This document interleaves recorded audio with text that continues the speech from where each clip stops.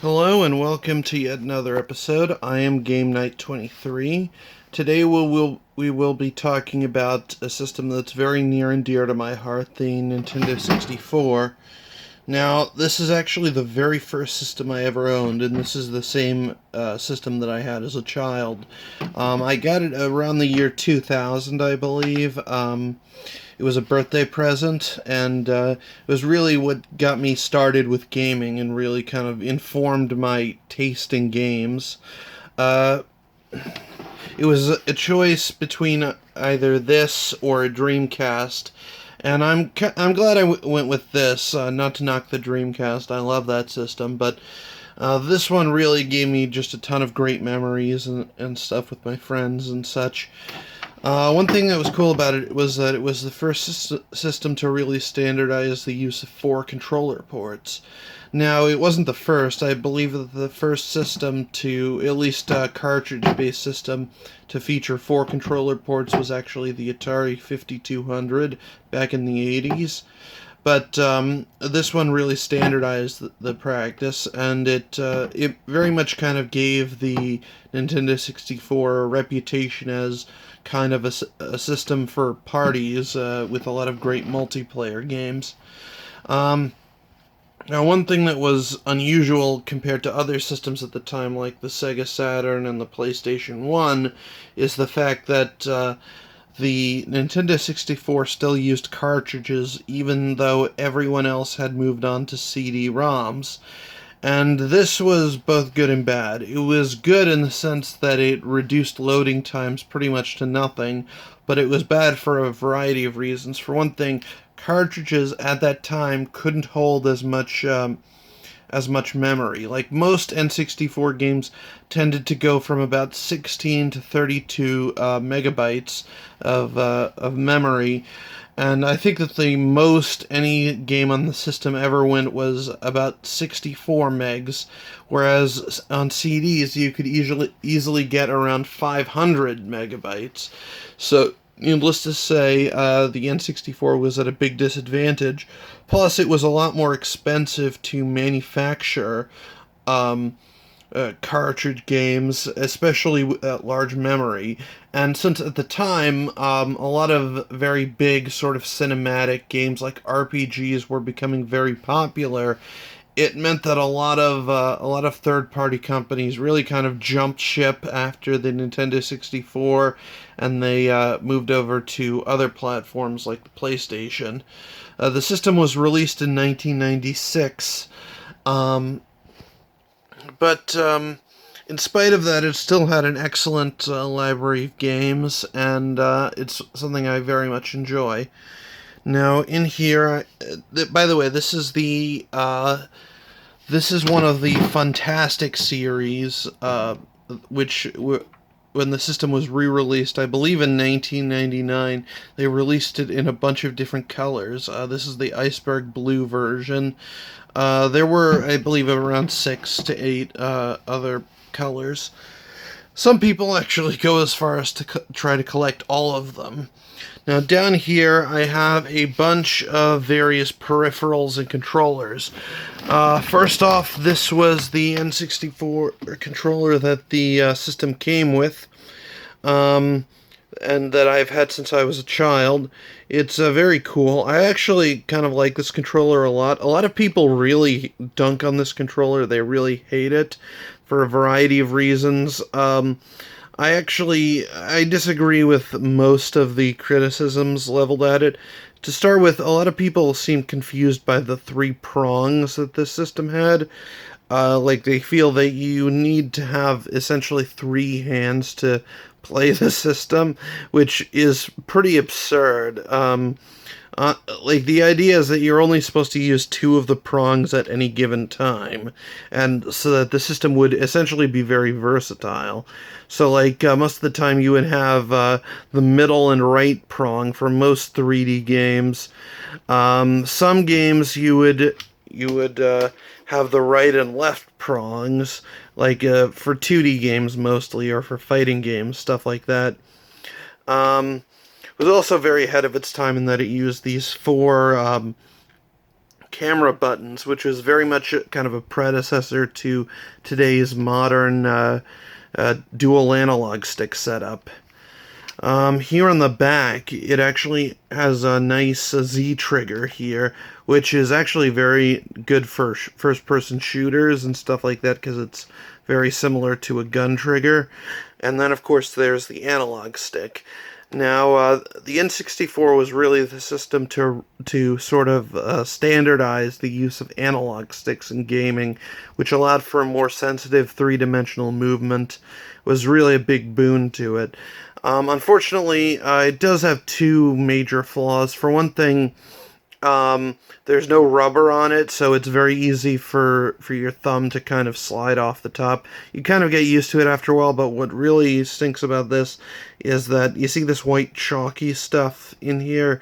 Over time, this stuff kind of builds up, and over time it kind of gunks up the controller, so that like the analog stick doesn't center as well as it used to, and it feels a lot stiffer. It's just not all that great to use anymore. Luckily, I do have another system. Another controller that is. This one's an atomic purple one. Where that isn't an issue, but still, virtually every N64 controller will eventually suffer from this problem, and it really stinks. It usually takes years for it to happen, but yeah. This is a third-party controller I have. Unfortunately, the analog stick has broken off, like the top of it, and as a result, it's rather painful to use, especially for extended periods. Now these things, they also had like these accessory ports on the back.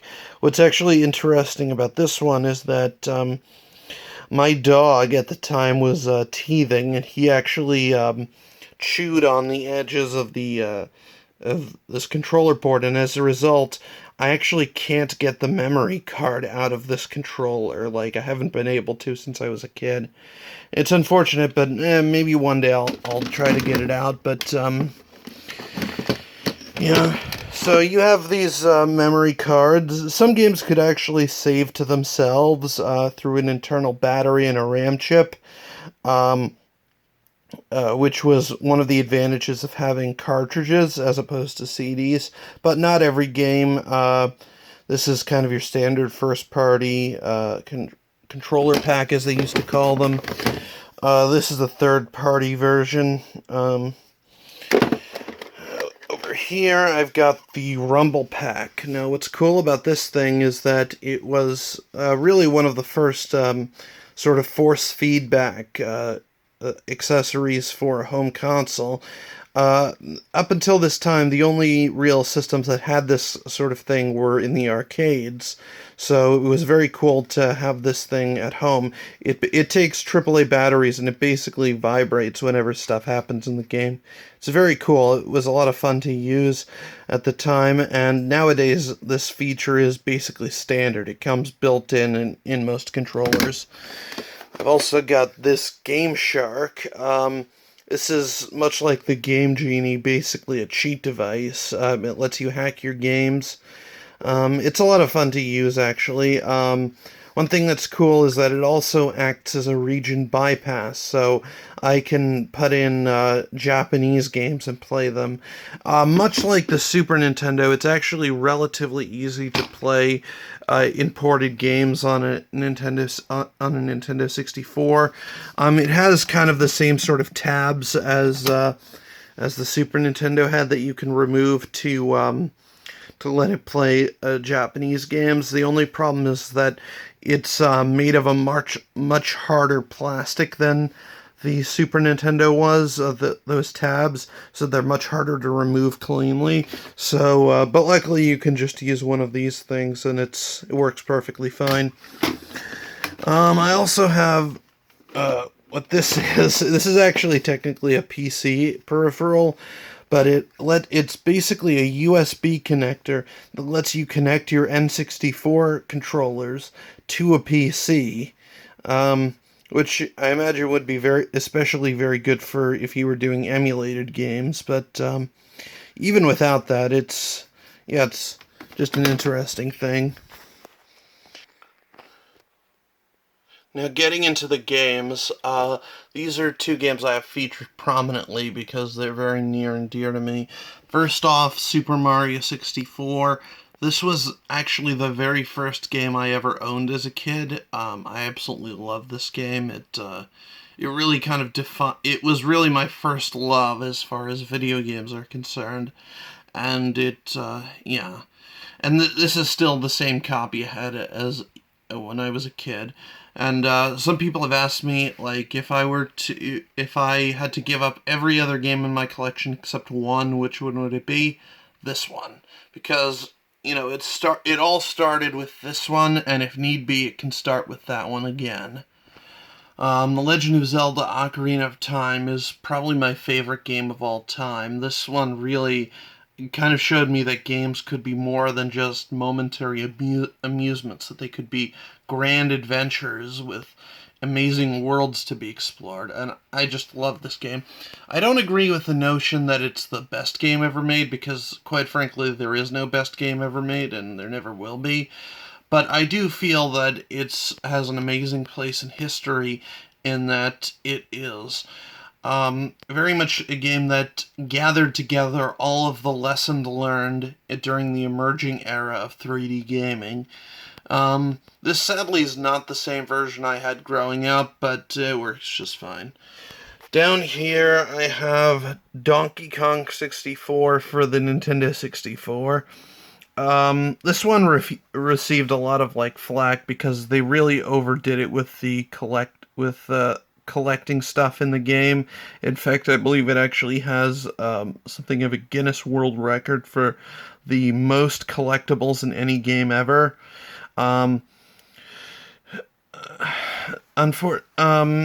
It's mostly, a lot of that criticism is deserved. I love it anyway. This game actually came with the N64 Expansion Pack, which you can see here. Mostly it was used by some games to have enhanced graphics and such. Some games, like Donkey Kong 64 here, actually required it, which is why it came bundled with it. Unfortunately, some games actually have worse performances in terms of frame rate when you have that thing installed. I didn't realize at the time that I really should have kept my original jumper pack that the system came with, because some games kind of trade off graphics in exchange for worse performance. Here I have Pokemon Stadium, also complete in the box. This was actually the second game I ever owned. I got it one day after I got Mario 64 as a present for my grandparents. This one's cool. This one's a pretty cool game. To be honest, it was the game that kind of convinced me to get a Nintendo 64, because I was a huge Pokemon fan at the time. It comes with this interesting thing called the Transfer Pack. What it does is it basically lets you play, it lets you transfer data from your Game Boy and Game Boy Color games to your Nintendo 64. So in this case, you could actually bring your Pokemon from the handheld games into full 3D with this game. It was a very cool little thing for its time. It doesn't stand so well on its own. It's really best to kind of think of this whole thing as kind of more of a console-based expansion for Pokemon like Red, Blue, and Yellow than as its own full game. But I still like it.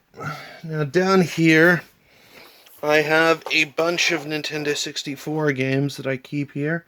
I'm going to go through a bunch of them, just kind of giving kind of a brief overview. Hold on. Let's see, I've got 007 GoldenEye. That one's a classic. That one was very influential in that it helped to really popularize first-person shooting on home consoles, and it proved to be very popular, especially with its multiplayer. 1080 Snowboarding, that one's pretty good. And, I've got Banjo-Kazooie. This one actually is a very good 3D platformer. Kind of actually, it very much sort of perfected the formula that Mario 64 established, and kind of outdid it in many respects. I've got Banjo-Kazooie. This one was bigger and like expanded over the original. I actually kind of prefer the original for its simplicity. Let's see, I've got like Beetle Adventure Racing. That one's kind of a hidden gem. Very good. You know, they should really remake it, or at least remaster it at some point. Last Core, that one's a fun kind of destruction-based puzzle game. Body Harvest, this one's cool. It's kind of a spiritual predecessor to Grand Theft Auto 3 in that it was one of the very first 3D open world games, and it was made by Rockstar, and yeah, it's pretty cool. You know, I've got a lot of the system's library was racing games. That's something that it seemed to excel at a lot. Got the cruising games, which were arcade games at the time. Diddy Kong Racing. This one's fairly interesting. It really kind of one-upped Mario Kart in terms of that not only could you play in a kart, but also in an airplane and hovercraft, and it featured just a ton of tracks and even a full like adventure mode for single player. It was really a great racing game.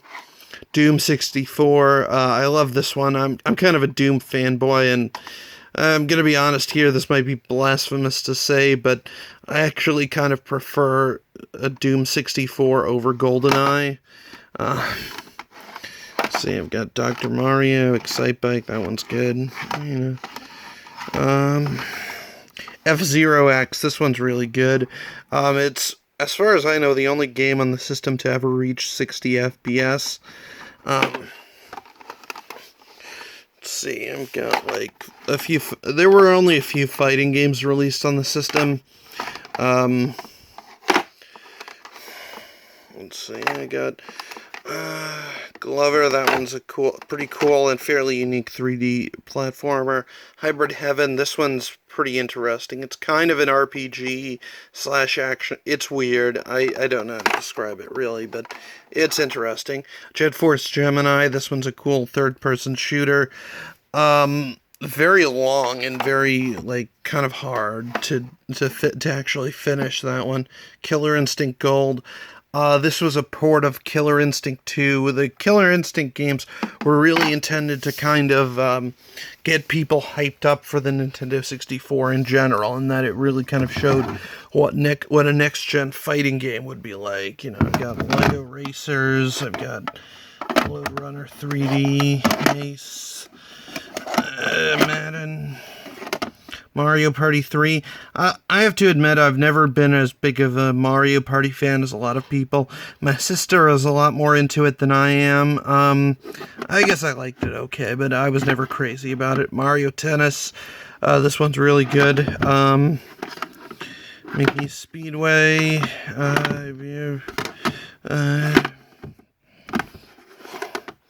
NFL Blitz. That one's actually a very good sort of arcade-style sports game for its time. Nightmare Creatures. Paper Mario. This one's actually really good. It's a Mario RPG, and it's very funny, very comedic. It has a lot of good humor to it and very good writing, and I love the level design and pacing of it. This one's an absolute favorite of mine, and it's actually getting quite expensive nowadays. Like, even this one loose is worth about $110 nowadays. Perfect Dark. This one actually kind of built on the foundation of GoldenEye and kind of brought it to the next level. Also a very good game. Let's see, I got Pilotwing 64, Pokemon Snap. This one's cool. They're actually making a sequel to it that's due to come out soon, or at least soon as of the recording of this video. It's basically a rail shooter where you take photos of Pokemon in their natural habitats. It's very cool, very different from the sort of games that you normally get. Quake II, this one has different levels than the PC version. It's pretty fun. Rainbow Six, that one's good. Rampage. Rayman 2, The Great Escape. I absolutely love this game. I love the sense of flow to it. Like, I feel that it controls like butter. It feels so good to play, and I love the level design to it and everything. One of my all-time favorites. Ready to Rumble. Resident Evil 2. This one was actually very impressive in that it somehow managed to squeeze a 2 CD game into a 64 megabit cartridge, which was very impressive. It had, like, the FMV had some compression artifacts, but otherwise it was pretty spot on, and in some ways it even improved on the PlayStation version. Like, it actually featured an option for regular controls, like non-tank controls, that I thought that they did it pretty well. Ridge Racer 64, Rocket Robot on Wheels. This one's also a hidden gem, made by the same guys who would go on to make the Sly Cooper games. San Francisco Rush, that one's a fun racing game. Shadow Man, Snowboard Kids, this one's interesting. It's also kind of a hidden gem. It's basically like a combination of a traditional snowboard game with a kart racer. Very cool. I've got Spider-Man. That one was okay, I guess. Got Star Fox 64. This is the game that came with the Rumble Pack and really used it. Still the best game in that series. It's honestly very good. It's kind of an arcade-style on-rails shooter, and I thought they did a great job with it. Got Star Wars Episode 1 Battle for Naboo and Star Wars Episode 1 Racer. Now, what's interesting about this one is that they actually included a control scheme to let you control your pod using two N64 controllers, with each analog stick controlling one of the engines. And it's pretty interesting to do that, to play it like that. In fact, I believe that they actually released in very limited quantities an actual official dual analog stick controller for that. And it was weird because it had the same design as the regular N64 controllers. It essentially just had two middle prongs. So you have now this like 4-prong monstrosity. Wish I had it, but unfortunately I don't. Let's see, I got more of these games here. Usually they're kind of stacked on top of those. I kind of pulled them out here for easier accessibility. Star Wars Rogue Squadron, that one's cool. The Shadows of the Empire, that one was interesting for its time in that it was one of the first fully 3D Star Wars games, but I actually really don't like it. Tetrasphere, that one's a pretty fun puzzle game. Let's see, I got like Turok and Turok 2 and Turok Rage Wars. Those were really solid first-person shooters for the system. Wave Race 64, like, I know some people who have absolutely sworn by this game, like, they think it's one of the best games ever. I wouldn't quite go that far, but it is a very good jet ski racing game. Also, the N64, oddly enough, was kind of a golden age for really good wrestling games. I've never really been huge into wrestling, but apparently these games are just tremendously beloved. And yeah, Wipeout 64. So yeah, that's my Nintendo 64 collection. Overall, I think it's pretty solid. There are obviously a bunch of games that I still need to get for it. And I really want to have, not quite a complete collection, but complete for every game that I would want to play on it. In total, I have about 79 games, and they're worth about $1,900 in total. My most expensive game is in terms of value, is my complete in-box Pokemon Stadium, which is worth about $170. Although, you should probably take that with a bit of a grain of salt, because again, the box hasn't been looking so great. Paper Mario is my second most valuable, coming in at around $110. The I believe that the third most valuable game in my collection is Castlevania Legacy of Darkness, which is worth about $99. And finally, my fourth most valuable N64 game is the complete in-box Donkey Kong 64, which is worth about $82.